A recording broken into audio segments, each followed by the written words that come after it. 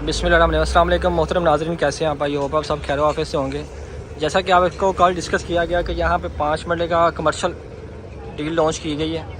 ये आप देखें, कमर्शियल डील लॉन्च की, उसके हवाले से आज इवेंट होने जा रहा है पार्क स्ट्रीट लाहौर में। ये उसकी इवेंट की ऑर्गेनाइजेशन के लिए ये सीटिंग स्टार्ट की हुई है, ये आप देख सकते हैं। ये 5 मरला और 8 मरला ब्रॉडवे कमर्शियल की न्यू डील जो लॉन्च की थी, ये उसके हवाले से आज इवेंट होने जा रहा है,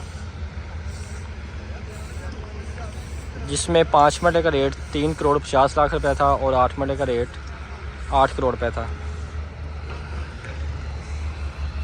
ये डेड टॉप हो गया मुकम्मल। इसकी डिटेल आपको इंशाल्लाह इवेंट में मिल जाएगी। ये इवेंट और सामने स्टेज एक्टिव हो रहा है।